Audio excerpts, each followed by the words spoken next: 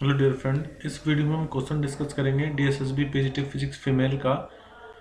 एक इसका discipline already हमने डिस्कस कर लिया है, ये पार्ट 2 रहेगा जिसमें हम डिसिप्लिन 2 डिस्कस करेंगे। So this is the first question of discipline 2। पूछा है कि escape speed of a body is independent of, कि एस्केप स्पीड किस पर डिपेंड नहीं करती। पहले मैं आपको बता देता हूँ एस्केप स्पीड होता क्या है। सपोज कीजिए आप किसी भी प्लेनेट पर हैं, मैं अर्थ का एग्जांपल लेकर के चलता हूँ।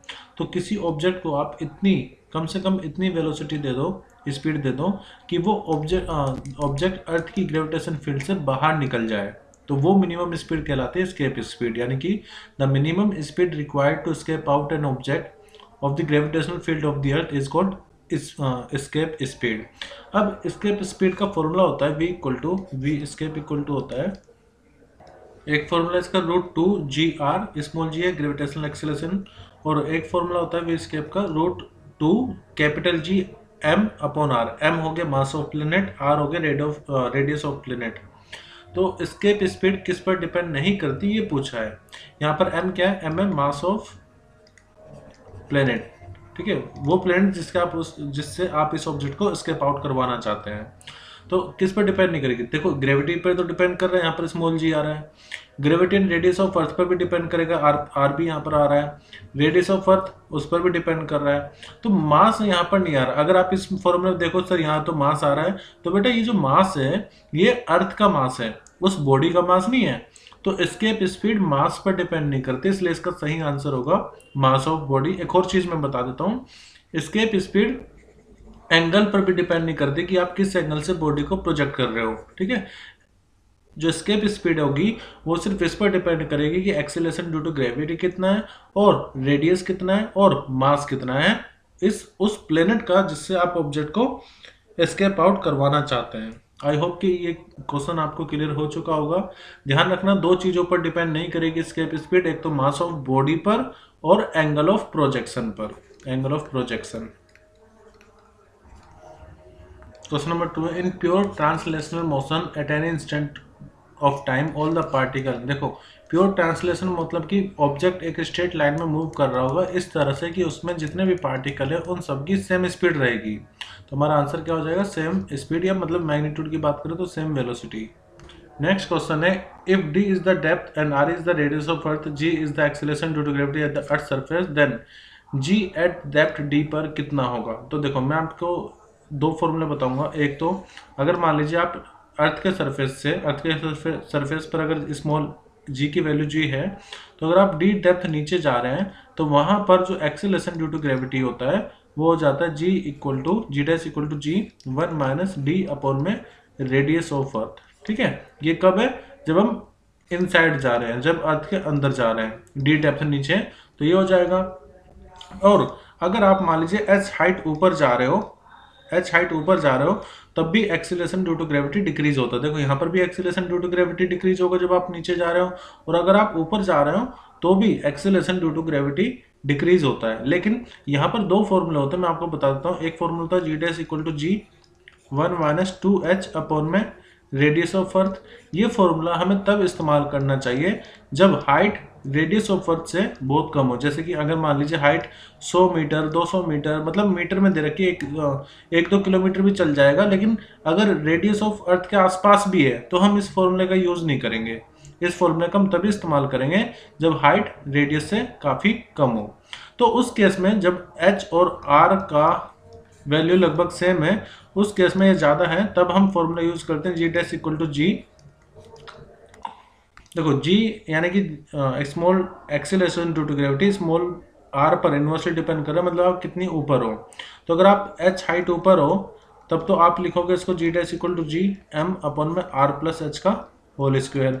अगर आप अर्थ पर हो तब आप इसको लिखोगे जी एम अपॉन में आर स्क्वायर। तो जी डैश अपॉन जी का रेशियो आप लोगे तो जी डैश इनवर्सली किस पर डिपेंड कर रहा है, आर प्लस एच के होल स्क्वायर पर। तो यहाँ पर क्या आ जाएगा, आर प्लस एच का होल स्क्वायर आ जाएगा और यहाँ पर आर स्क्वायर आ जाएगा। तो इसको आप ऐसे भी लिख सकते हो, G R upon R plus H का होल स्क्वायर। तो ये फॉर्मूला तब के लिए जब हाइट और रेडियस लगभग सेम ऑर्डर में हो। G dash equal to G 1 minus 2h upon R E formula तब है जब h is very very less than R E हो। एक ये भी क्वेश्चन पूछा जाता है कि एक्सेलरेशन ड्यू टू ग्रेविटी कब बराबर होगी कि आप कुछ हाइट ऊपर जा रहे हो, कुछ डेप्थ नीचे जा रहे हो, तो उस हाइट और डेप्थ में क्या रिलेशन होगा सच दैट की जो एक्सीलरेशन ड्यू टू ग्रेविटी है डी डेप्थ नीचे और किसी हाइट ऊपर वो सेम हो जाए। तो ऐसे में हम ये कहते हैं कि 2h की वैल्यू r के इक्वल अगर है, एक्चुअली 2h की वैल्यू डी के अगर बराबर है तो एक्सीलरेशन ड्यू टू ग्रेविटी वहां पर आपको सेम मिलेगा। यानी कि अगर मान लीजिए आप डी डेप्थ नीचे जा रहे हो और डी की वैल्यू मान लेते हैं कि 30 मीटर है, तो अगर आप मान लीजिए डी इक्वल टू कितना है 2h, तो हाइट की वैल्यू कितनी है, कितनी हो जाएगी इस हिसाब से 15 मीटर। तो अगर आप 15 मीटर ऊपर जाओ या 30 मीटर नीचे जाओ तो एक्सीलरेशन टू ग्रेविटी आपको सेम मिलेगी। तो ये रिलेशन भी आपको याद रखना, डी इक्वल टू 2h। तो एक ही क्वेश्चन से हमने 3-4 कंसेप्ट सीख लिए। जैसे कि ये फॉर्मूला h हाइट ऊपर जा रहा है तो क्या होगा, एक ये अगर मान लीजिए हाइट और रेडियस का सेम फॉर्मूला तब के लिए कैसे चेंज होगा, और एक डी और h में रिलेशन क्या है सच दैट की acceleration due to gravity same रहे। एक और चीज मैं आपको बता देता हूँ, जैसे आपको पता है अर्थ रोटेट कर रही है, तो अर्थ की रोटेशन की वजह से भी जो एक्सीलरेशन ड्यू टू ग्रेविटी होती है वो डिफरेंट होती है। तो जी डैश उसके लिए फॉर्मूला होता है जी माइनस, यहाँ पर आएगा ओमेगा, यहाँ पर आएगा ओमेगा का स्क्वायर इंटू में रेडियस ऑफ अर्थ इंटू में कोस डेल्टा। तो ये भी एक फॉर्मूला होता है जो कि ओमेगा के पर डिपेंड कर रहा है, यहाँ पर कि एंगुलर स्पीड पर डिपेंड कर रहा है। ये नेक्स्ट क्वेश्चन है, which of the following is a scalar quantity, इनमें से कौन सी स्केलर क्वांटिटी है। देखो एंगुलर वेलोसिटी, वेलोसिटी तो खुद में एक वेक्टर क्वांटिटी है, एंगुलर मोमेंटम भी वेक्टर क्वांटिटी है, लीनियर मोमेंटम सॉरी, और एंगुलर मोमेंटम भी वेक्टर क्वांटिटी है। हाँ, एंगुलर फ्रीक्वेंसी की बात की जाए तो फ्रीक्वेंसी जो भी होती है वो स्केलर क्वांटिटी होती है। तो यहाँ पर सही आंसर होगा एंगुलर फ्रीक्वेंसी। स्केलर क्वांटिटी वो क्वांटिटी होती है जिसमें सिर्फ मैग्नीट्यूड रहे, और वेक्टर क्वांटिटी वो क्वांटिटी होती है जिसमें मैग्नीट्यूड भी रहे, डायरेक्शन भी रहे, और वो न्यूटन्स वो triangle law of vector addition को फॉलो भी करे। Scalar quantity triangle law of vector addition को फॉलो नहीं करती है। नेक्स्ट क्वेश्चन है, find the moment of inertia of a hollow ring about its tangent. अब देखो ये क्वेश्चन किस तरह से हम करेंगे, पहले एक रिंग लेते हैं होलो। अब इस रिंग का जो मोमेंट ऑफ इनर्शिया होता है एक ऐसी एक्सिस से जो कि इस सरफेस के परपेंडिकुलर है और इसके सेंटर ऑफ मास से जा रही है, सेंटर से जा रही है, तो उसका फॉर्मूला होता है mr²। ये रिंग का फॉर्मूला है। तो ये moment of inertia of ring about an axis passing through its centre and perpendicular to its plane. हमसे पूछा है कि अबाउट टेंजेंट कितना होगा। एक्चुअली मुझे ये क्वेश्चन थोड़ा अधूरा लग रहा है, क्योंकि टेंजेंट को हम दो तरीके से डाल सकते हैं, दोनों से मैं आपको बताऊंगा दोनों में किस तरह से हम मोमेंट ऑफ इनर्शिया निकालेंगे। जैसे ये सेंटर एक्सिस है, अगर मान लीजिए मैं एक टेंजेंट डालूं इस पॉइंट से जो कि इस सरफेस के या प्लेन के परपेंडिकुलर हो, तो मैंने ये कोई एक्सिस मान ली आई पी क्यू। तो अगर मुझे आई पी क्यू निकाली, पी क्यू जो एक्सिस है वो कैसी है, P Q is perpendicular to plane, मतलब पी क्यू जो टेंजेंट है वो प्लेन के परपेंडिकुलर है। तो ऐसे में मोमेंट ऑफ इनर्शिया निकालने के लिए मुझे लगानी होगी parallel axis theorem. Parallel axis theorem ये कहते हैं कि सपोज कीजिए आपको किसी एक्सिस का मोमेंट ऑफ इनर्शिया पता है जो कि सेंटर से जा रही है, और उसके पैरेलल कोई दूसरी एक्सिस है जिसके अबाउट आपको मोमेंट ऑफ इनर्शिया निकालना है। लेट मुझे पी क्यू के अबाउट निकालना है, तो पैरेलल एक्सिस थ्योरम ये बताते हैं कि जो मोमेंट ऑफ इनर्शिया होगा पी क्यू का वो बराबर होगा जो मोमेंट ऑफ इनर्शिया उस एक्सिस का जो कि सेंटर से जा रही है plus mass of this body into में इन दोनों एक्सिस के बीच में कितना सेपरेशन है उसका स्क्वायर, उसके डिस्टेंस का स्क्वायर। तो ये होता है पैरेलल एक्सिस थ्योरम। वही पैरेलल एक्सिस थ्योरम में यहाँ पर अगर अप्लाई करूँ तो पी क्यू की वैल्यू हो जाएगी I C plus mass of ring into में इनके बीच का सेपरेशन। अब इनके बीच का सेपरेशन क्या होगा, जो रेडियस होगा, तो यहाँ पर मैंने लिख दिया आर का स्क्वायर। आई सी कितना है mr² प्लस mr², तो ये आ जाएगा ट्वाइस ऑफ mr²। ये मोमेंट ऑफ इनर्शिया आया है उस टेंजेंट का जो कि टेंजेंट इस प्लेन के परपेंडिकुलर है। तो देखो ये मैंने कोई टेंजेंट ले ली ए बी जो कि इस प्लेन के मतलब लाई कर रही है इस प्लेन के पैरेलल। तो अगर मुझे मोमेंट ऑफ इनर्शिया चाहिए ए बी के अबाउट, तो यहाँ पर मैं क्या करूँगा, ये देखो ये मान लेते हैं डायमीटर वाली एक्सिस है, तो डायमीटर को मैं मान लेता हूँ आई डी। तो आई ए बी निकालने के लिए अगर मुझे आई डी पता होगा यानी कि डायमीटर के अबाउट मोमेंट ऑफ इनर्शिया पता है, तो मैं क्या करूँगा पैरेलल एक्सिस थ्योरम लगाऊंगा, मास इनटू में इन दोनों के बीच का सेपरेशन कितना हो जाएगा, आर का आर और उसका स्क्वायर आर स्क्वायर। तो डायमीटर के अबाउट जो मोमेंट ऑफ इनर्शिया होता है उसके लिए आपको परपेंडिकुलर एक्सिस थ्योरम लगानी पड़ेगी। परपेंडिकुलर एक्सिस थ्योरम ये कहती है कि अगर मान लीजिए आपको आईसी पता है और दो एक्सिस है जो कि इसके परपेंडिकुलर है, ठीक है, और वो दोनों भी आपस में परपेंडिकुलर है, तो लेट ये एक्स एक्सिस और ये वाई एक्सिस है, तो आई एक्स प्लस आई वाई की वैल्यू आई जेड के इक्वल होगी। तो डायमीटर के अबाउट ये हो जाएगा आई एक्स और आई वाई, तो इसको हम I D plus I D लिख सकते हैं। और जो जेड एक्सिस पे है वो हमें सेंटर से जा ही रही है, तो उसको हम लिख सकते हैं M R square.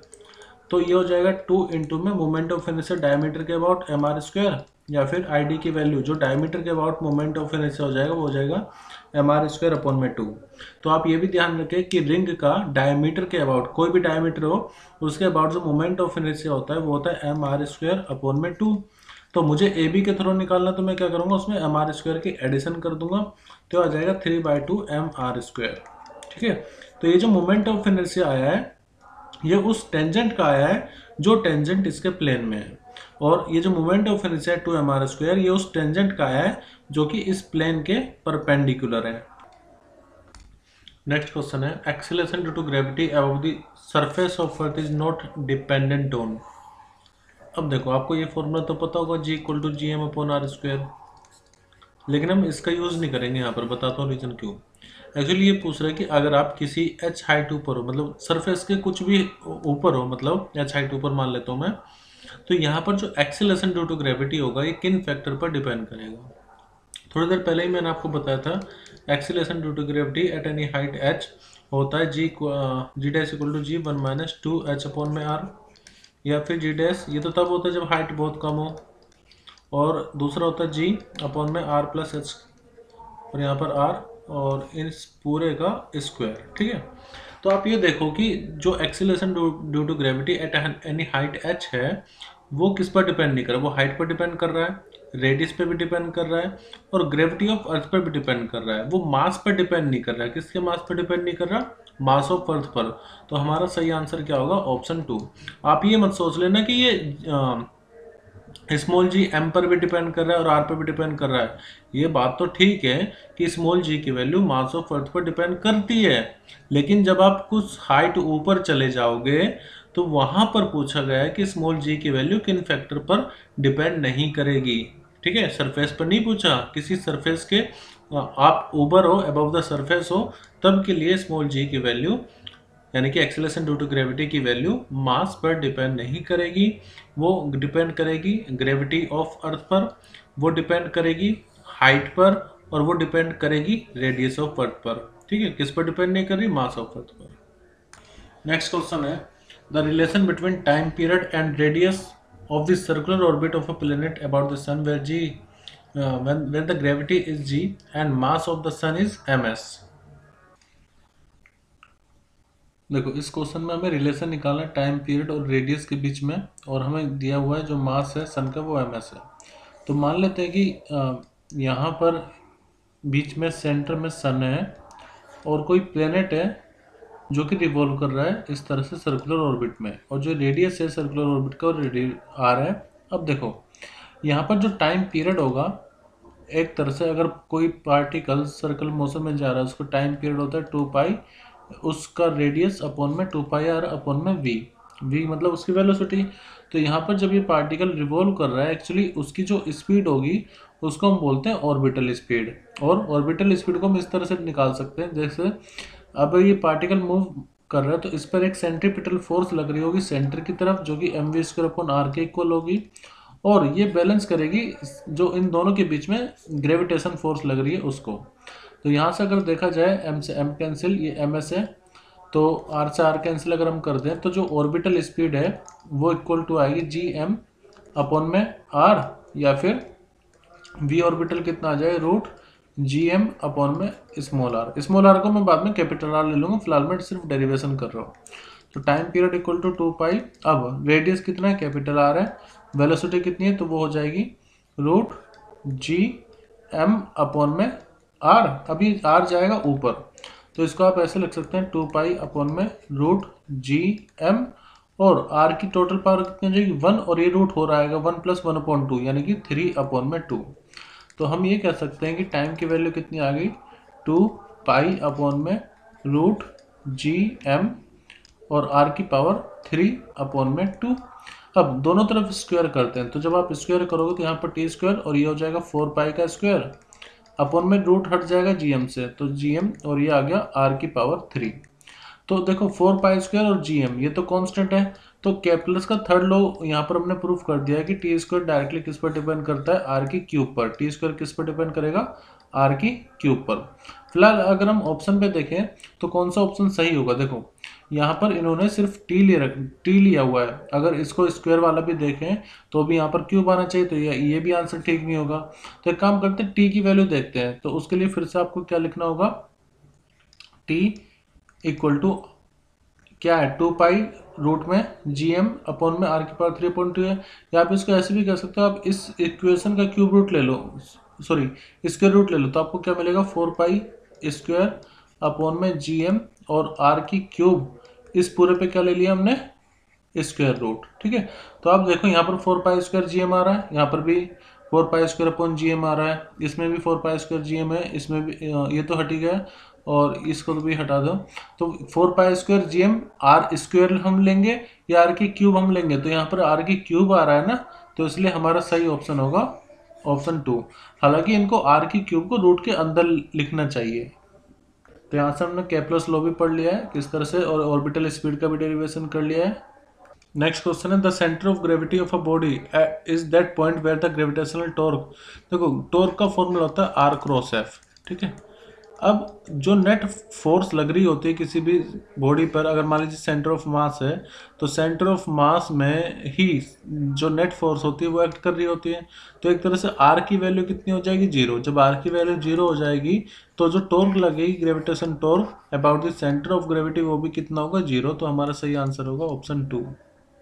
Next question है रिवर इज 1000 मीटर वाइड, मतलब कोई रिवर है जो कि 1 किलोमीटर वाइड है 1000 मीटर, और उस पर पानी फ्लो कर रहा है 50 मीटर पर मिनट से।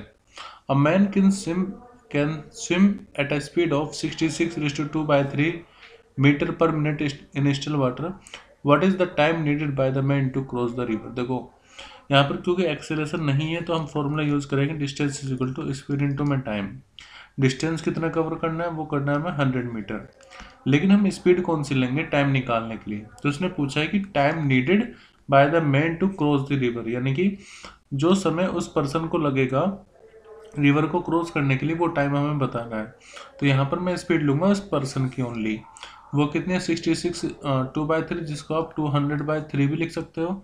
तो हो गया 200/3 इंटू में टाइम हमें निकालना है, क्योंकि मीटर पर मिनट में है तो आंसर भी हमारा मिनट में आएगा। अब यहाँ से आप ये कह सकते हैं कि ये जब आप इसको कैंसिल करोगे तो ये आएगा 5 और 5 के 3 में मल्टीप्लाई करोगे तो 15 मिनट। तो हमारा आंसर क्या आ जाएगा 15 मिनट।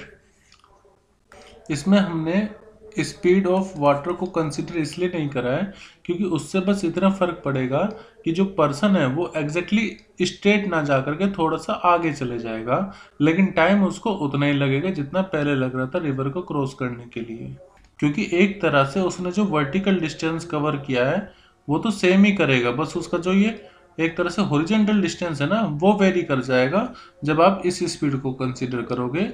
इसलिए हॉरिजॉन्टल डिस्टेंस भले ही वो कैसे भी जाए हॉरिजॉन्टल डिस्टेंस सेम है, इसलिए टाइम 15 मिनट ही लगेगा। हाँ, ये स्पीड आपको हेल्प करेगी इस पर्सन को ये फाइंड करने के लिए कि ये जब यहाँ से स्टार्ट हो रहा है कि तो कितना आगे ये जा करके पार करेगा इस रिवर को। क्वेश्चन है find the escape speed for moon. Escape speed कितनी होती है मून की। वैसे तो अगर अर्थ की बात की जाए तो अर्थ के लिए तो होती है 11.2 किलोमीटर पर सेकेंड, लेकिन मून के लिए कितनी होगी। तो आपको पता है ना कि acceleration due to gravity on the moon is 1/6 of the acceleration due to gravity on the earth. तो मैं इसी कंसेप्ट का यूज करूंगा। अब एस्केप स्पीड का फॉर्मूला क्या होता है स्मॉल जी के टर्म में। तो स्मॉल जी के टर्म में एस्केप स्पीड का फॉर्मूला होता है, देखो एक हमारे पास ये भी फॉर्मूला होता है एस्केप स्पीड का √2gm/r। तो अगर मैं इस फॉर्मूला का यूज करूँ और ग्रेविटी को 1/6 कर दूँ तो उसमें दिक्कत ये होगी कि हमें रेडियस ऑफ मून भी चाहिए होगा। तो इसलिए डायरेक्टली हम इसको अप्लाई नहीं कर सकते। तो दूसरा तरीका ये हो सकता है कि आपको मास ऑफ मून पता और रेडियस ऑफ मून पता है, तो आप इस फॉर्मूले से देखो जी की वैल्यू तो होती है 6.67 इंटू 10⁻11 और मास ऑफ मून होता है 7.34 इंटू 10⁻22 और उसका जो रेडियस होता है वो होता है 1.74 इंटू 10⁻6। तो जब आप इसको सोल्व करोगे तो 2.4 के आसपास आंसर आता है, एग्जैक्टली आता है 2.37 किलोमीटर पर सेकेंड। बट क्योंकि आप एग्जाम दे रहे हो वो भी कॉम्पिटिटिव एग्जाम्स, तो इतनी कैलकुलेशन नहीं करोगे। So it will be better कि अर्थ के लिए अगर आपको पता है तो मून के लिए भी आप याद कर लो, जो कि 2.3 किलोमीटर पर सेकेंड होगा। नेक्स्ट क्वेश्चन है, we don't have to specify the direction of. देखो यूनिट वेक्टर तो खुद डायरेक्शन के बारे में बताता है, डिस्प्लेसमेंट वेक्टर भी आपको बताएगा कि डिस्प्लेसमेंट किस तरफ होता है, रेडियस वेक्टर रेडियस को डिनोट करता है, रेडियस की डायरेक्शन को डिनोट करेगा। यहाँ पर सही आंसर होगा नल वेक्टर। नल वेक्टर मतलब क्या, कि जिसका मैग्नीट्यूड 0 हो और कोई भी स्पेसिफाइड डायरेक्शन उसकी ना हो। जैसे अगर मान लीजिए किसी एक वेक्टर में आप कोई दूसरा वेक्टर ऐड कर रहे हो लेकिन वो वेक्टर उसके बराबर है और एंटी पैरेलल है, तो आपको जो मिलेगा वो एक नल वेक्टर मिलेगा। ठीक है, और नल वेक्टर को आप इस तरह से भी कह सकते हैं। तो देखो नल वेक्टर को आप कह सकते हैं directionless vector whose magnitude is 0 और it is the resultant of two more vector that are acting opposite to each other. जैसे मान लो कोई एक वेक्टर इस तरफ है, दूसरा वेक्टर इस तरफ है, इक्वल मैग्नीट्यूड का लेकिन अपोजिट डायरेक्शन में। जैसे आप कह सकते हैं एक्शन रिएक्शन पेयर में, तो वहाँ पर जो नेट फोर्स आप देखोगे वो 0 होगी। तो नल वेक्टर मतलब जिसका मैग्नीट्यूड 0 हो और डायरेक्शन हो ही ना, directionless vector null vector होगा। नेक्स्ट है the moment of inertia of a hollow cylinder of radius r is mr² about. देखो अगर हम होलो सिलेंडर की बात करें तो होलो सिलेंडर का जो मोमेंट ऑफ इनर्शिया है, एक्चुअली होलो सिलेंडर और आप रिंग में बहुत सारी सिमिलरिटी देखोगे। जैसे रिंग का जो मोमेंट ऑफ इनर्शिया होता है वो होता है mr², किस एक्सिस के अबाउट, जो उसके सेंटर से जा रही हो। वही सेम आप इसमें भी अप्लाई कर सकते हो। अगर आपके पास कोई होलो सिलेंडर है तो होलो सिलेंडर मतलब क्या, रिंग के ऊपर रिंग के ऊपर रिंग के ऊपर रिंग आप रख दो तो एक होलो सिलेंडर बन जाएगा ना। तो जो रिंग का मोमेंट ऑफ इनर्शिया होगा अबाउट दिस एक्सिस, ऐसे ही हम कह सकते हैं कि जो होलो सिलेंडर होगा उसका भी मोमेंट ऑफ इनर्शिया क्या होगा, मास ऑफ सिलेंडर इनटू में इसके रेडियस का स्क्वायर। ये जो मोमेंट ऑफ इनर्शिया होता है ये इसकी जो एक्सिस है उसके अबाउट होता है, एक्सिस के अबाउट mr²। तो हमारा आंसर क्या होगा, about the axis of the cylinder. Next है what is the position of centre of mass for two particle of equal masses. देखो अगर मान लीजिए आपका दोनों पार्टिकल इक्वल मासेस के हैं तो जो सेंटर ऑफ मास होगा वो एग्जैक्टली जो इनका मिड पॉइंट होगा वहां पर लाई करेगा। तो हमारा सही आंसर क्या होगा, it lies exactly Midway between the masses. मतलब जो लाइन इन दोनों को जोड़ रही होगी उस लाइन के एग्जैक्टली मिड पॉइंट पर आपको सेंटर ऑफ मास मिल जाएगा इन दोनों ऑब्जेक्ट का, जब इनका मास इक्वल है। नेक्स्ट क्वेश्चन है find the magnitude of linear velocity of a particle whose angular velocity and the distance from the origin is given to you. तो देखो वेलोसिटी में रिलेशन होता है v लीनियर वेलोसिटी है, omega cross r, omega है angular speed angular velocity और r है यहाँ पर डिस्टेंस फ्रॉम द ओरिजिन।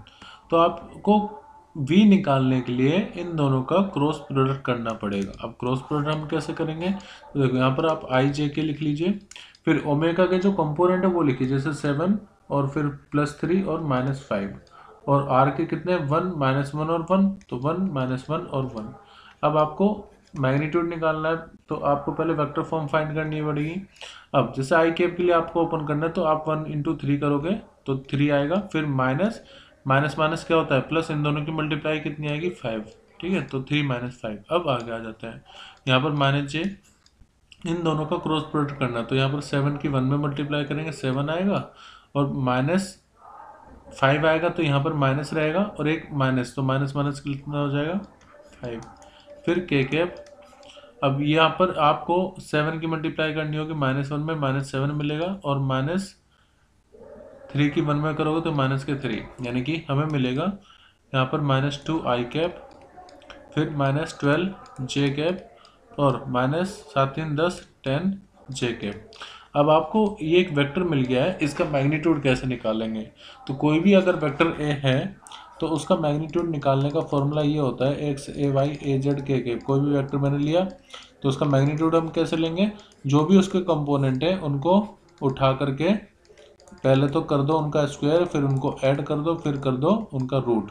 तो इसका मतलब मैं यहाँ पर क्या करूँगा, 2 का स्क्वायर -12 का स्क्वायर और -10 का स्क्वायर, ये कितना आएगा 4, 12 का होता है 144, 100 का यहाँ पर आ जाएगा 10 का 100, ये कितना आएगा 248, 248 का अंडर रूट आएगा 15.75। तो हमारा सही आंसर क्या होगा, ऑप्शन फर्स्ट। देखो नेक्स्ट है the example of rotation where the axis में not be fix, spinning top and porter's wheel. Spinning top और पोर्टर व्हील, देखो पोर्टर व्हील की अगर बात करें जाए तो जो मटका बनाते हैं, लकड़ी के बर्तन बनाते हैं, उसमें क्या होता है, एक फिक्स एक्सिस होती है जिसके अबाउट उसको घुमाया जाता है। तो ये तो आंसर सही नहीं होगा, क्योंकि यहाँ पर क्या है कि एक्सिस इसमें फिक्स है, पोर्टर्स व्हील में फिक्स है। अब है सीलिंग फैन, सीलिंग फैन में भी आपने देखा होगा पंखा इस तरह से लटका रहता है, तो ये एक्सिस तो इसकी फिक्स है जिसके अबाउट ये घूमता है, तो ये भी आंसर सही नहीं होगा। हमें बताना है जिसकी एक्सिस फिक्स ना हो। लेकिन लट्टू को आपको बचपन में शायद आपने चलाया भी होगा, घुमाते हुए देखा भी होगा। तो लट्टू में क्या होता है कि वो स्पीड पर डिपेंड करता है, कभी वो इस तरफ लुढ़क जाता है, कभी इस तरफ लुढ़क जाता है। जब स्पीड बहुत ज़्यादा तेज हो तब सीधे चलता है, जैसे जैसे स्पीड कम होती है तो वो लुढ़कने लगता है, ठीक है। तो इसका मतलब ये है कि जो लट्टू होता है यानी कि स्पिनिंग टॉप, उसकी एक्सिस फिक्स नहीं होती, और यही तो पूछा था कि किसकी एक्सिस फिक्स नहीं होती है। तो हमारा आंसर क्या होगा, spinning top only. Next question है the year of planet is 29.5 times that of earth, यानी कि कोई एक प्लेनेट है, मान ले पहले एक सन लेते हैं, और आपको पता है कि अगर सन के अबाउट जो अर्थ है वो रिवॉल्व कर रिलेट, उसका जो रेडियस है आर ही है, ठीक है, सर्कुलर ऑर्बिट का। तो आपको पता है T square is directly proportional होता है आर के क्यूब के। टी मतलब टाइम पीरियड, आर मतलब जो भी रेडियस है, तो ये के+ का थर्ड लॉ है। तो अगर एक बार हम अर्थ ले रहे हैं, दूसरे केस में ये कि सन है, और सन के अबाउट कोई दूसरा प्लेनेट है जो कि रिवॉल्व कर रहा है, तो इन दोनों का जो टाइम पीरियड है उसमें रिलेशन हमें दिया हुआ है।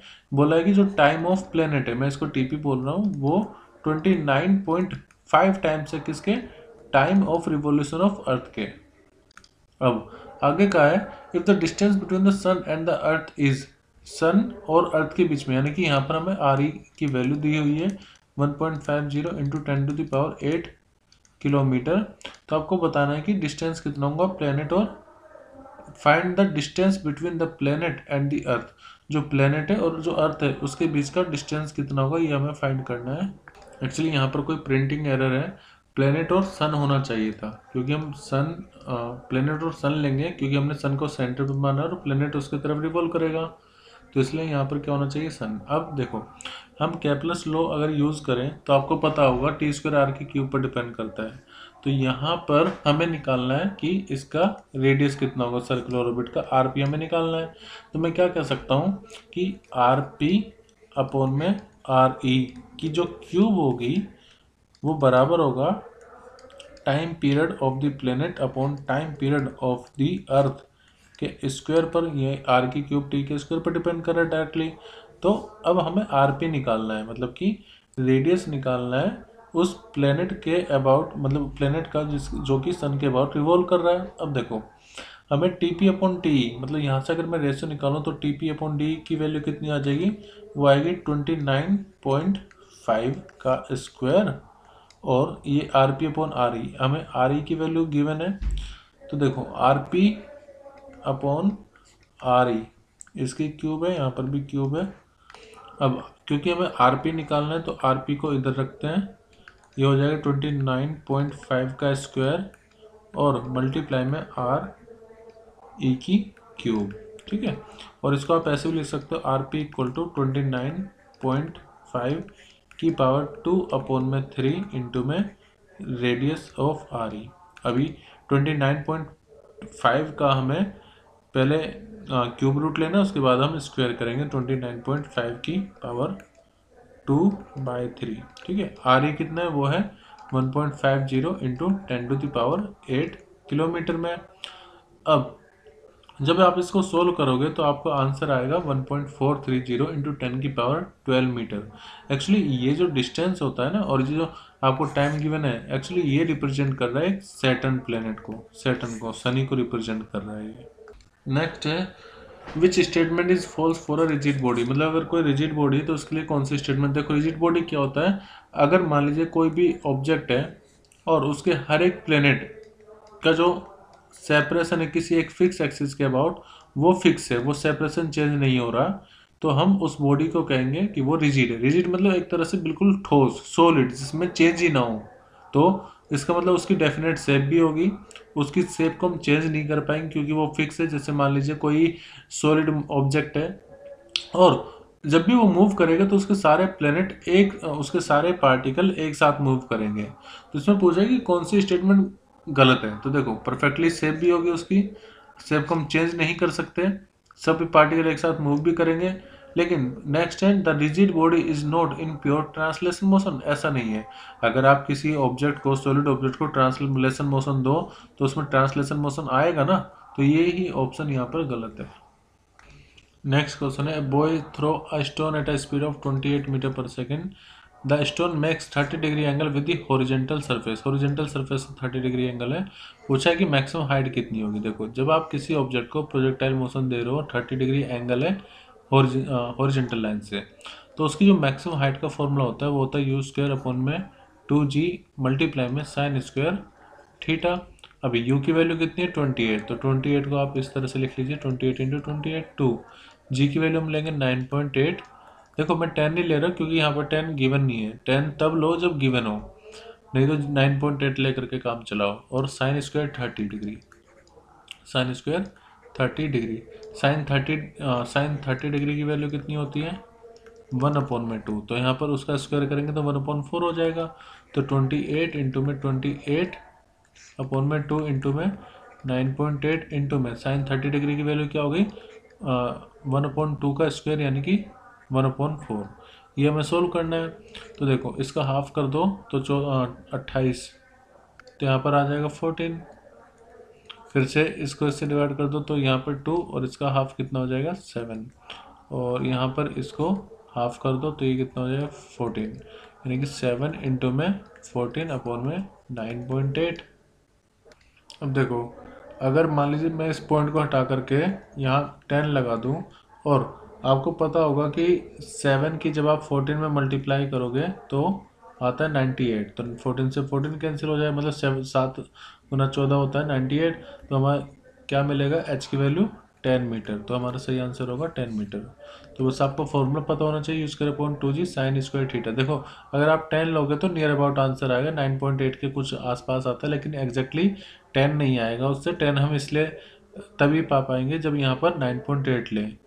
जब एक्सीलरेशन ड्यू टू ग्रेविटी नहीं दिया हो तब g की वैल्यू 10 मत लो, तब 9.8 लेकर के सोल्व करो। नेक्स्ट है a pair of equal magnitude but acting in opposite direction with different line of action is known as. देखो अगर मान लीजिए आप किसी एक ढक्कन को खोलते हो तो आप एक अंगूठे का इस्तेमाल करोगे और एक फिंगर का, इस तरह से खोलने के लिए। तो यहाँ पर एक्चुअली आप कपल अप्लाई कर रहे हो। कपल क्या होता है, जब दो इक्वल एंड अपोजिट फोर्स लग रही हो किसी एक ऑब्जेक्ट पर, ठीक है, अपोजिट फोर्सेज, उसको हम कपल बोलते हैं। कपल का तो यहाँ पर मान लीजिए एक फोर्स इधर लग रही है F1 और एक फोर्स इधर लग रही है F2। तो इनका अगर मान लीजिए मैग्नीट्यूड सेम और दोनों अपोजिट डायरेक्शन में लग रही है तो इसको हम क्या बोलेंगे कपल। तो यहाँ पर सही आंसर क्या होगा हमारा कपल। नेक्स्ट है find the total energy of circularly orbiting satellite. मतलब मान लीजिए कोई एक अर्थ है या कोई भी प्लेनेट है, उसके अबाउट कोई सैटेलाइट रिवॉल्व कर रही है। अब देखो ये इसके अबाउट रिवॉल्व क्यों कर रही होगी, क्योंकि इसने इसको अपनी तरफ आकर्षित किया होगा, मतलब दोनों में एक अट्रैक्शन फोर्स लग रही होगी। अब जब आप टोटल एनर्जी निकालोगे तो टोटल एनर्जी एक्चुअली कॉम्बिनेशन होता है काइनेटिक एनर्जी और पोटेंशियल एनर्जी का, ठीक है। तो जब भी दो ऑब्जेक्ट के बीच में अगर अट्रैक्शन फोर्स काम कर रही हो तो उसकी जो एनर्जी होती है अट्रैक्शन फोर्स की वजह से वो हमेशा कैसी रहेगी, नेगेटिव, ठीक है।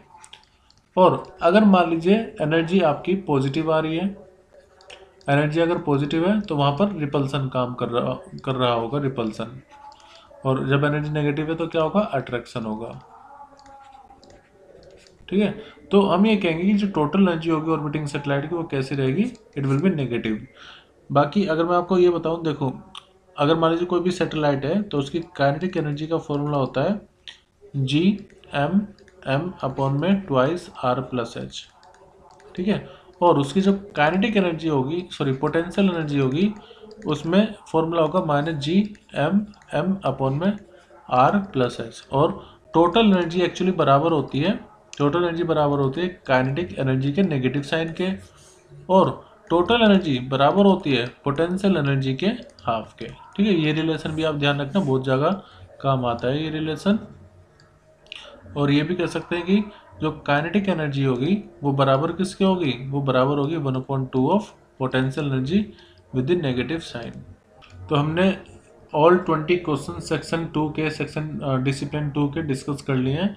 नेक्स्ट वीडियो में हम क्वेश्चन डिस्कस करेंगे सेक्शन 3 के, डिसिप्लिन 3 के।